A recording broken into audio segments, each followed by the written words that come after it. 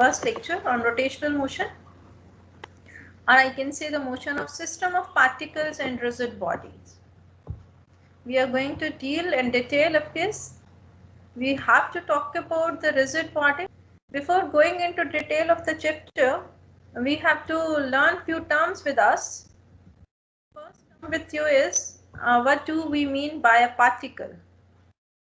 Object which is having finite mass and negligible size, that is termed as a particle. And when we talk about a system consists of number of particles. Like if I talk about the motion of a body with respect to earth, then that body and the earth can be taken as a system. So system consists of at least 2 particles, minimum 2 particles I can say, and it can have more than 2 particles as well. So collection of large number of particles, we can call it as a system. As I was saying, system, it consists of at least 2 particles. I need to take 2 particles, 1 particle and this is second particle. If I'm taking like particle 1 and particle 2 I can name. Then first body is exerting some force on the second body. Similarly, force on 1 due to 2 will be towards 2, and similarly I can have a force which is acting on 2 due to 1. So they are termed as the internal forces. It means every 2 bodies, as by Newton's law of gravitation we have said, every 2 bodies in the universe, they exert forces on each other.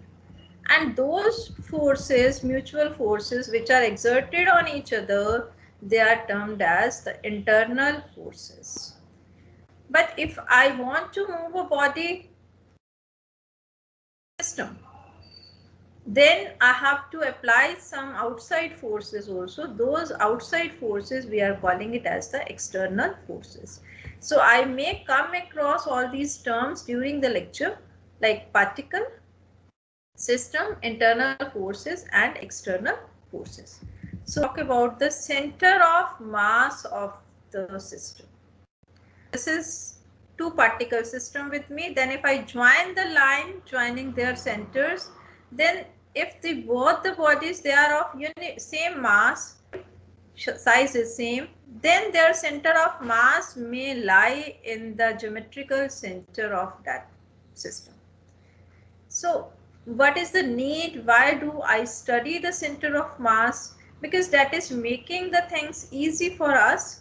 And like we talk about the movement of a car, we talk about the movement of a train, that is not a single particle, that consists of system of particles.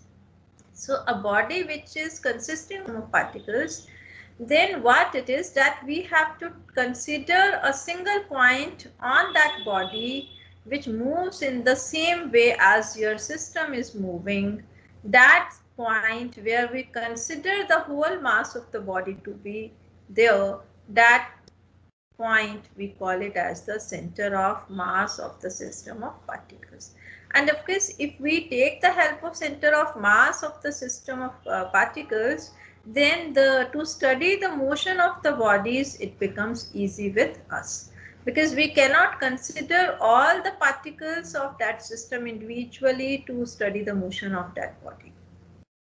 So if we have to define center of mass of a system of particles, that you may say it is a single point which moves in the same way as here if the total mass of the system is moving when it is acted upon by same external force.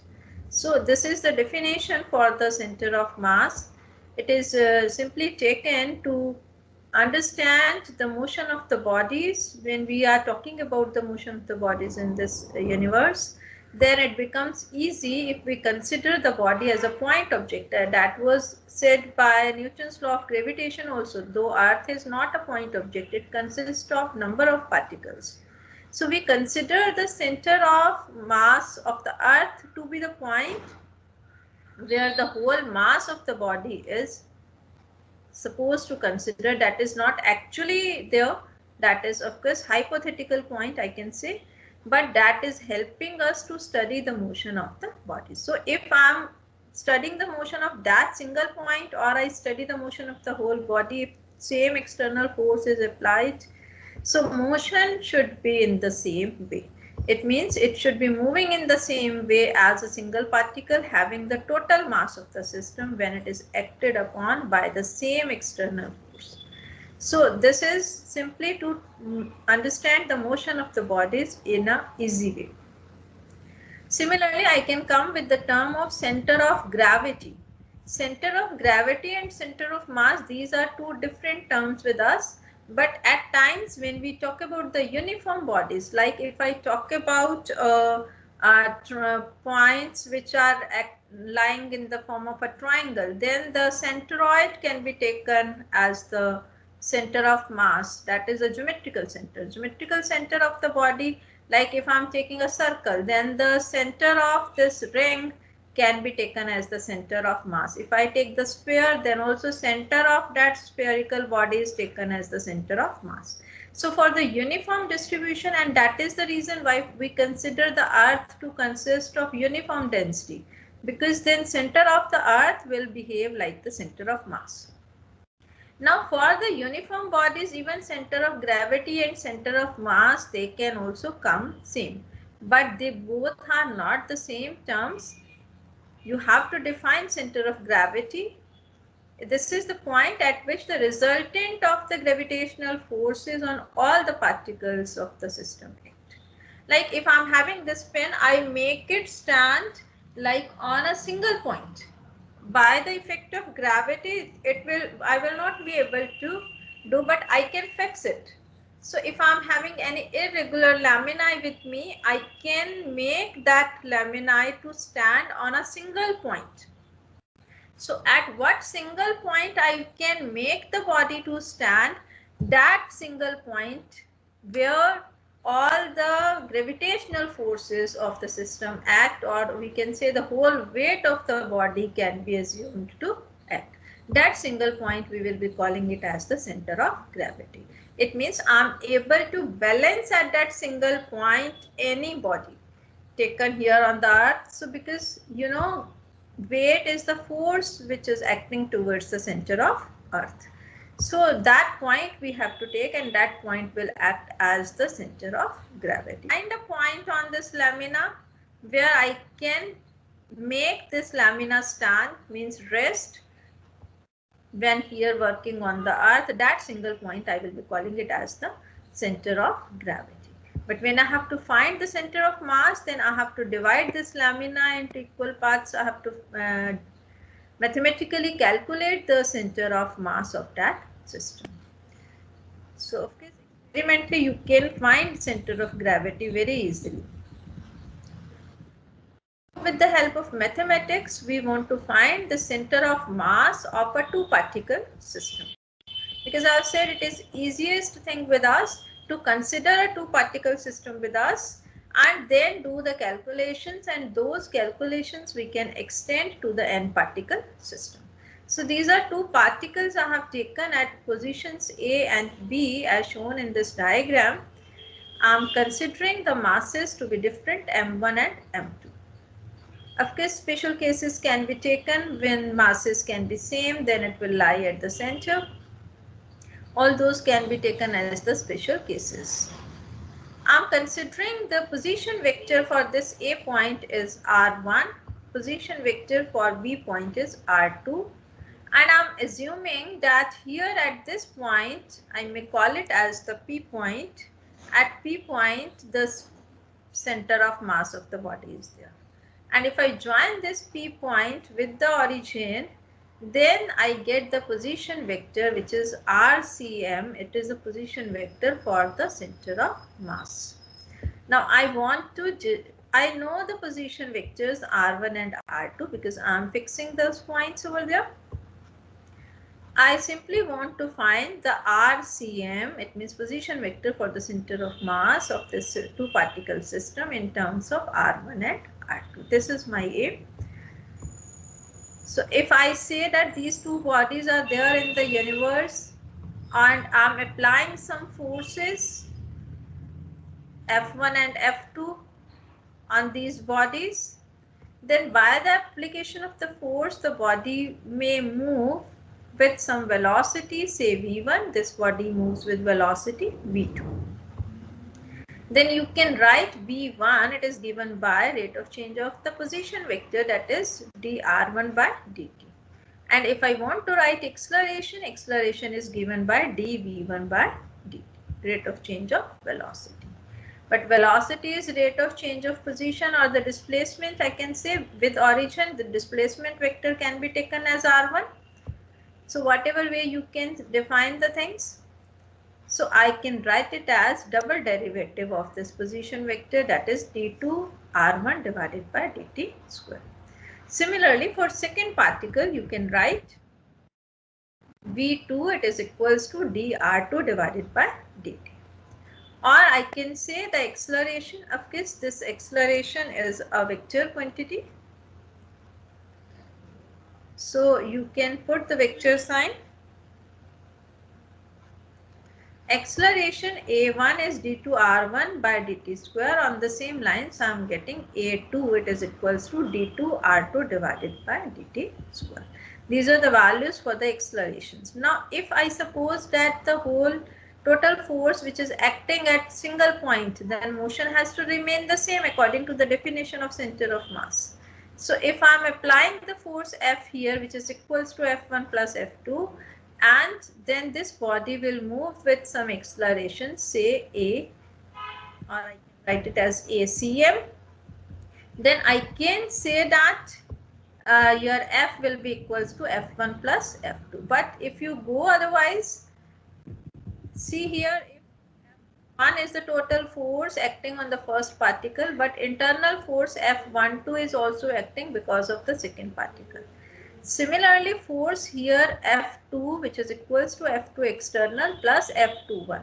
But by Newton's law of gravitation, we have studied that F12, it is equals to minus of F21. So these two forces, they will cancel out in pairs, and my total force F, which is acting on the system, will be only the external force. So it will be equals to F1 external plus F2 external. Because internal forces, they always cancel out in pairs, and I'm left with only the external forces. So it means these are the external forces which are producing the acceleration in the system. So I can write that here's F1 external, that is equals to M1 into A1, and F2 external, it is equals to M2 into A2. Now total mass of this two particle system, you can write it as M1 plus M2, capital M, it is equals to M1 plus M2. And if I'm saying that by applying the total force F, then equation I can write that mass into acceleration of the center of mass, it is equals to the total force applied F. But this F, it is equals to F1 plus F2. And when I add F1 and F2, internal forces, they are cancelling out. Only I am left with the external forces. External forces, yours, they are producing the acceleration in the system. So here you may write F total force which is acting is F1 external plus F2 external, which is equals to yours M1A1 plus M2A2. Equation is clear, then you can put the values in the first equation for this all F1, F2 and A's. Then I'm getting MACM, which is equals to M1A1 plus M2A2. I can put the values for A1 and A2, which is equals to d2 r1 divided by d2 dt square. Similarly, double derivative of r2. So it means I'm getting MACM, it is equals to M1 d2 r1 by dt square plus M2 d2 r2 by dt square. If you can, because M1 and M2 are the masses which are always constant, will not change, so I can take them inside the derivative also. It will not make any change in my equation. So I can write it as d2 by dt square of m1 r1 plus m2 r2. Now on comparing with the sides, I am getting acceleration for the center of mass. It is equals to 1 by m into d2 by dt square into m1 r1 plus m2 r2. And a can be written as the double derivative of its position vector for the center of mass, and position vector for the center of mass I have taken as rcm. So I can write it as d2 by dt square of rcm. It is equals to 1 by m d2 by dt square into m1 r1 plus m2 r2. Now on comparing, I can simply eliminate derivative and I will be getting the equation for rcm, which is equals to m1 r1 plus m2 r2 divided by m1 plus m2. And when you get the numericals, you have to take care of the vectors. So you cannot add these things simply, but you have to take the vector sum of the things, and then you can find the center of mass position vector for the center of mass. It is equals to m1 r1 plus m2 r2 divided by the total mass of the system. Like if I'm having n particles, then I have to take the position vectors for all these n particles, m1, m2, m3, m4. I may have the number of particles. I can have n particles here with me. Then this will be further extended, this equation that can be written as m1 r1 plus m2 r2 plus m3 r3 so on, mn rn divided by m1 plus m2 plus m3 so on mn, because then total forces will be adding by all the forces acting on n particles. And so my equation I can write in the form of summation, that summation of your MIRI, where I is varying from 1 to n, divided by summation of mi, again I is varying from 1 to n. So these values will vary, and so position vectors will be different of course for different particles. And this, if I denominator summation of mi I am taking, that is giving me the total mass of the system. So RCM can be written as summation of MIRI, where I is varying from 1 to n, divided by the total mass of the system, which is equals to sum of all the masses of the particles which that system is consisting of. So you need to take care this formula. You should keep it in your mind. And of course, if you wish, you can write it in the component form. You know, IR vector here, it is equals to I cap x plus j cap y plus k cap z. So you put the value of r here. Similarly, for capital R, you will be putting capital X, capital Y, capital Z.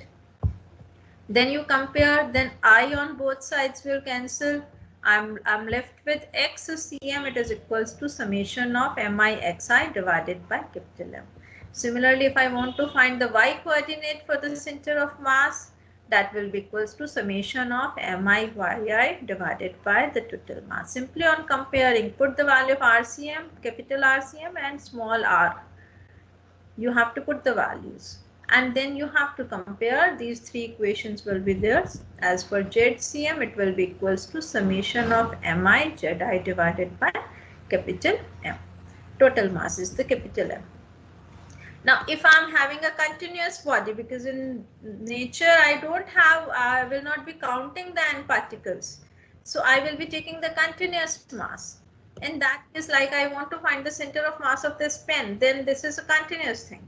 So I will be taking any small amount of small element here of mass dm, and at a position from the origin coordinate I can see x, y, z.